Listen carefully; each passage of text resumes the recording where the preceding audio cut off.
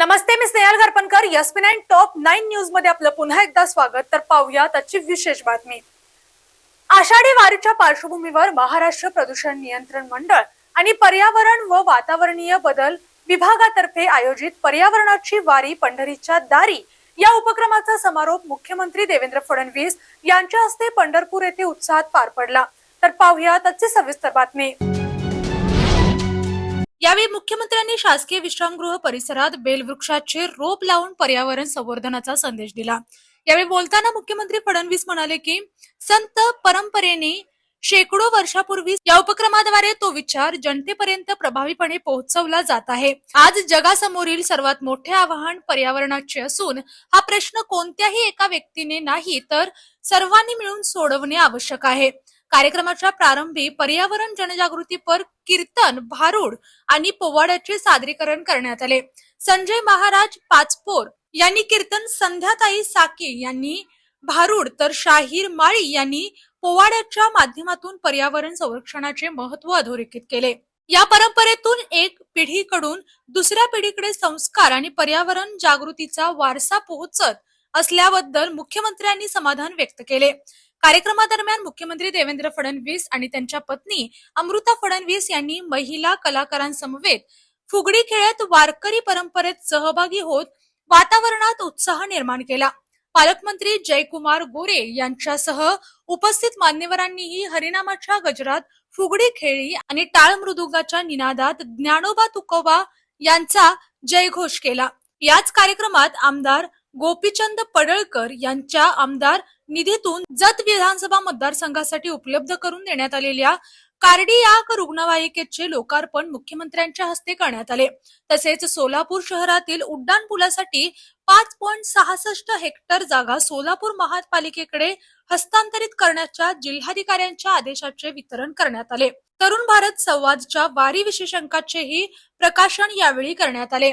कार्यक्रमास जलसंपदा व आपत्ती व्यवस्थापन मंत्री गिरीश महाजन, पालकमंत्री जयकुमार गोरे, आमदार समाधान आवताडे, अभिजित पाटील, जयकुमार देशमुख, गोपीचंद पडळकर, राजेंद्र राऊत, माजी आमदार प्रशांत परिचारक, जिल्हा परिषद अध्यक्ष दीपक वैद्य, महापौर विनायक कोंड्याळ, महाराष्ट्र प्रदूषण नियंत्रण मंडळाचे सदस्य सचिव, विभागीय आयुक्त शीतल तेली उगले, जिल्हाधिकारी एस कार्तिकेयन, मुख्य कार्यकारी अधिकारी कुशल जैन यांच्यासह अनेक मान्यवर उपस्थित होते.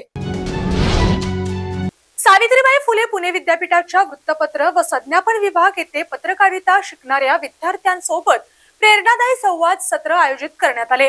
विद्यार्थ्यांचा उत्साह, जिज्ञासा आणि सामाजिक प्रश्नांप्रती असलेली संवेदनशीलता यामुळे हा संवाद अधिक अर्थपूर्ण ठरला. तर पाहूया त्याची सविस्तर बातमी. संवादादरम्यान जबाबदार पत्रकारितेचे महत्त्व अधोरेखित करताना जेंडर सेन्सिटिव्ह रिपोर्टिंग म्हणजे केवळ महिलांशी संबंधित बातम्या प्रसिद्ध करणे नव्हे तर महिलांशी संबंधित कोणत्याही घटनेचे वृत्तांकन करताना त्याच्या सन्मान आणि गोपनीयतेचे संरक्षण करणे ही पत्रकारांची जबाबदारी असल्याचे सांगण्यात आले. यावेळी पत्रकारितेची भाषा पीडितेला दोष देणारी नसावी, महिलांच्या सन्मानाला धक्का पोहोचवणारी नसावी आणि समाजातील पूर्वग्रहांना बळ देण्याऐवजी त्यांना आवाहन देणारी असावी यावर विशेष भर देण्यात आला. तसेच सनसनाटीपणा हा कधीही जबाबदार पत्रकारितेचा पर्याय ठरू शकत नाही असे स्पष्ट करण्यात आले. पत्रकारितेमध्ये वेगापेक्षा विश्वासार्हता अधिक महत्वाची असून सर्वप्रथम नव्हे तर सर्वात अचूक, जबाबदार आणि संवेदनशील माहिती देणे हीच खऱ्या पत्रकाराची ओळख असल्याचे मत व्यक्त करण्यात आले. याशिवाय बातम्या केवळ गुन्हेगारी घटनांपुरत्या मर्यादित न ठेवता महिलांच्या कर्तृत्व, नेतृत्व, नवकल्पना आणि प्रेरणादायी कार्यांना देखील समान महत्त्व देण्याची गरज असल्याचे सांगण्यात आले. या संवाद सत्रामुळे पत्रकारिता विद्यार्थ्यांना संवेदनशील, मूल्याधिष्ठित आणि जबाबदार पत्रकारितेचा दृष्टिकोन मिळाला. कनेरी येथील पशुवैद्यकीय दवाखान्यात शॉर्ट सर्किटमुळे लागलेल्या आगीत मोठ्या प्रमाणावर वैद्यकीय साहित्य जळून खाक झाले. ही घटना रात्री उशिरा घडली. आगीची माहिती मिळताच संबंधित मान्यवरांनी घटनास्थळी भेट देऊन परिस्थितीची पाहणी केली आणि नुकसानाची माहिती घेतली. तर पाहूया त्याची सविस्तर बातमी. यावेळी पशुवैद्यकीय अधिकारी डॉक्टर उनवणे आणि डॉक्टर पुजारी यांनी आगीमुळे झालेल्या नुकसानीची माहिती दिली.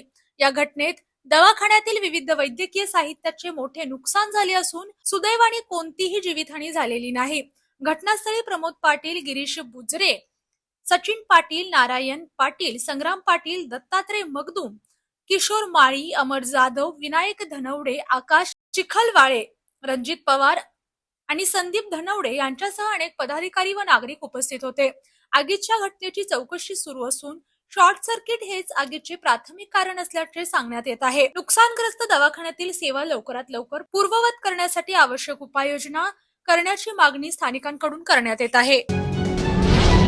कोल्हापूर महानगरपालिकेच्या विभागीय कार्यालय क्रमांक 4 आणि अतिरिक्त निर्मूलन पथकाने आज खानविलकर पेट्रोल पंप ते सर्किट हाऊस या मुख्य मार्गावर धडक अतिक्रमणाविरोधी कारवाई केली. तर पाहूया त्याची सविस्तर बातमी. या मोहिमेत रस्त्यालगत ठेवण्यात आलेले मोठ्या प्रमाणातील अनधिकृत साहित्य जप्त करण्यात आले.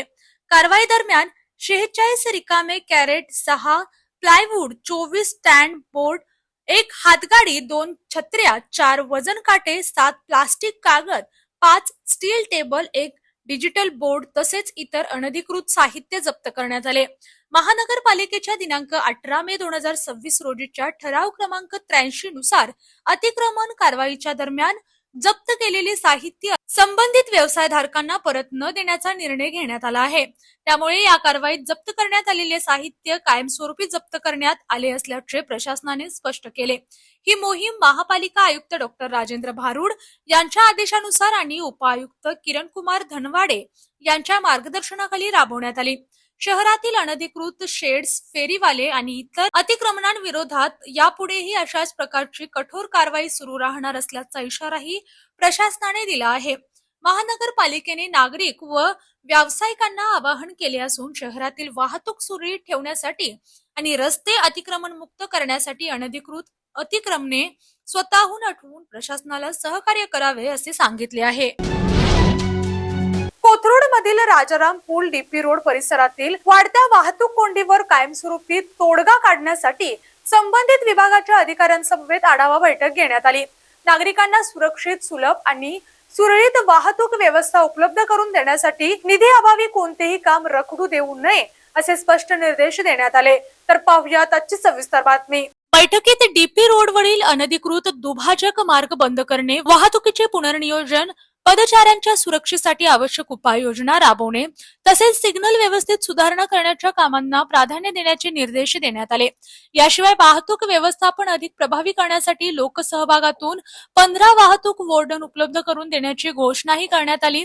या बैठकीला भाजपा प्रवक्ते संदीप खर्डेकर, पथविभागाचे अधीक्षक अभियंता अभिजित आंबेकर, कार्यकारी अभियंता पुरुषोत्तम भुतडा, सहाय्यक आयुक्त अस्मिता तांबे, भूमी संपादन विभागाचे बंगार, कार्यकारी अभियंता करपे, टीडीआर सेलचे कार्यकारी अभियंता जेबी पवार, मालमत्ता व्यवस्थापन विभागाचे राजेंद्र थोरात, वाहतूक पोलीस निरीक्षक सुनील गवळी तसेच विविध विभागांचे अधिकारी उपस्थित होते. प्रशासनाने या उपाययोजनांमुळे कोथरूड परिसरातील वाहतूक कोंडी कमी करून नागरिकांना अधिक सुरक्षित आणि सुखकर प्रवासाचा अनुभव मिळेल असा विश्वास व्यक्त केला. राज्याचे मुख्यमंत्री देवेंद्र फडणवीस यांच्या वाढदिवसानिमित्त भारतीय जनता पार्टी पुणे शहराध्यक्ष धीरज घाटे यांच्या पुढाकारातून पुण्यात 300 गरजू विद्यार्थ्यांना शिष्यवृत्ती प्रदान करण्यात आली. या कार्यक्रमाला विविध क्षेत्रातील मान्यवर उपस्थित होते. तर पाहूया त्याची सविस्तर बातमी. यावेळी उपस्थित मान्यवरांनी मुख्यमंत्री देवेंद्र फडणवीस यांना वाढदिवसानिमित्त शुभेच्छा देत विद्यार्थिनींना शिष्यवृत्तीचे धनादेश वितरित केले. शिक्षणाच्या माध्यमातून विद्यार्थिनींची स्वप्ने पूर्ण व्हावीत आणि गुणवंत तसेच गरजू विद्यार्थ्यांना शिक्षणाची संधी मिळावी यासाठी समाजाने एकत्रितपणे कार्य करण्याची गरज असल्याचे मत यावेळी व्यक्त करण्यात आले. कार्यक्रमात शहर सुधार समिती अध्यक्षा स्मिताताई वस्ते, नगरसेवक अमर आवळे, नगरसेविका लताताई गौण, प्रियांका शेडगे, पुणे पत्रकार संघाचे अध्यक्ष उमेश शेळके, प्रसाद पानसे तसेच विविध क्षेत्रातील मान्यवर उपस्थित होते. शिक्षण हे सामाजिक परिवर्तनाचे प्रभावी साधन असून अशा उपक्रमांमुळे आर्थिकदृष्ट्या दुर्बल विद्यार्थिनींना उच्च शिक्षणासाठी प्रोत्साहन मिळणार असल्याची भावना उपस्थितांनी व्यक्त केली. मुख्यमंत्री बळीराजा शेत रस्ते व पाणंद योजनेअंतर्गत कोल्हापूर जिल्ह्यातील पहिले 2 क्लस्टर कागल व उत्तूर विधानसभा मतदारसंघात मंजूर झाले असून या अंतर्गत 50 किलोमीटर लांबीच्या शेत रस्ते व पाणंद रस्त्यांना प्रशासकीय मान्यता आणि निधी उपलब्ध होणार आहे. तर पाहूया त्याची सविस्तर बातमी. या संदर्भात कागल येथील शासकीय विश्रामगृहात संबंधित विभागाच्या अधिकाऱ्यांसमवेत आढावा बैठक पार पडली। बैठकीत योजनेच्या अंमलबजावणीचा सविस्तर आढावा घेण्यात आला। मंजूर झालेल्या पहिल्या क्लस्टरमध्ये कागल तालुक्यातील 25 किलोमीटर लांबीच्या शेत रस्ते व पाणंद रस्त्यांचा समावेश आहे, तर दुसऱ्या क्लस्टरमध्ये गडिंग्लज तालुक्यातील गिजावणे जिल्हा परिषद मतदारसंघातील 12.5 किलोमीटर आणि आजरा तालुक्यातील उत्तूर जिल्हा परिषद मतदारसंघातील 12.5 किलोमीटर अशा एकूण 25 किलोमीटर लांबीच्या शेतरस्ते व पाणंद रस्त्यांचा समावेश करण्यात आला आहे। यावेळी संबंधितांनी सांगितले की मुख्यमंत्री बळीराजा शेतरस्ते व पाणंद योजनेअंतर्गत कागल, गडिंग्लज आणि उत्तूर विधानसभा मतदारसंघात किमान 7 ते 8 क्लस्टर मंजूर व्हावेत, यासाठी प्रयत्न आणि पाठपुरावा सुरू आहे। प्रत्येक क्लस्टरमध्ये 25 किलोमीटर शेतरस्ते व पाणंद रस्त्यांचा समावेश होणार असून यामुळे ग्रामीण भागातील शेतकऱ्यांना शेतापर्यंत जाण्यासाठी दर्जेदार रस्ते उपलब्ध होण्यास मदत होणार आहे।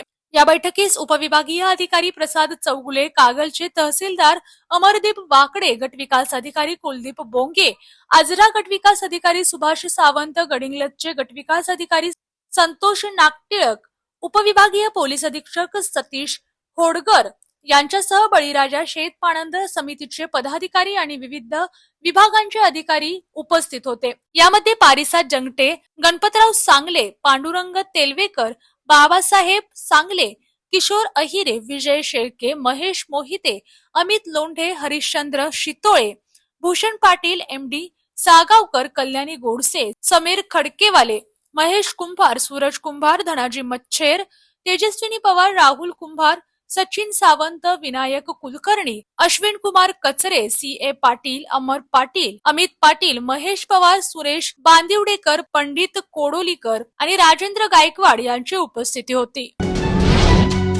ब्रिक्स 2026 अंतर्गत सदस्य राष्ट्रे आणि अधिकृत भागीदार देशांच्या प्रतिनिधी भारतातील अग्रगण्य वैद्यकीय संस्था post graduate institute of medical education and research Chandigarh येथे भेट देत संस्थेच्या अत्याधुनिक आरोग्य सेवा, वैद्यकीय शिक्षण, संशोधन आणि नवोपक्रमाच्या कार्याचा सविस्तर आढावा घेण्यात आला।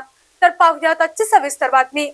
या भेटी दरम्यान प्रतिनिधींना PGIM-ERM मधील तृतीय स्तरीय आरोग्य सेवा, उच्च दर्जाचे वैद्यकीय शिक्षण, संशोधन सुविधा आणि आरोग्य क्षेत्रातील नव्या तंत्रज्ञानाची माहिती देण्यात आली। तसेच ब्रिक्स सदस्य राष्ट्रांमध्ये आरोग्य क्षेत्रातील सहकार्य, ज्ञानाची देवाणघेवाण, संयुक्त संशोधन आणि वैद्यकीय नवकल्पनांसाठी नवीन संधी निर्माण करण्यावर भर देण्यात आला। भारताच्या ब्रिक्स अध्यक्षपदाच्या काळात आयोजित या उपक्रमांमुळे आरोग्य क्षेत्रातील आंतरराष्ट्रीय सहकार्य अधिक दृढ होण्यास मदत होणार असून जागतिक आरोग्य व्यवस्थेला अधिक सक्षम करण्याच्या दिशेने हे महत्त्वपूर्ण पाऊल मानले जात आहे। 16व्या ब्रिक्स आरोग्य मंत्री बैठकीनिमित्त ब्रिक्स सदस्य राष्ट्रे आणि अधिकृत भागीदार देशांच्या प्रतिनिधी सेक्टर 39 चंदीगड येथील अर्बन आयुष्यमान आरोग्य मंदिरला भेट देऊन भारताच्या सर्वसमावेशक आणि तंत्रज्ञानाधारित प्राथमिक आरोग्य सेवा व्यवस्थेचा प्रत्यक्ष अनुभव घेतला। तर पाहूया आजची सविस्तर बातमी। या भेटी दरम्यान प्रतिनिधींनी झिरो पेपर प्रणाली, विस्तारित आरोग्य सेवा, टेलिकन्सल्टेशन, डिजिटल हेल्थ सिस्टीम आणि आदर्श लसीकरण सेवा यांसारख्या विविध उपक्रमांची माहिती घेतली। रुग्ण केंद्रित, पारदर्शक आणि तंत्रज्ञानाच्या प्रभावी वापरावर आधारित भारताच्या आरोग्य सेवा मॉडेलचे प्रतिनिधींनी विशेष कौतुक केले।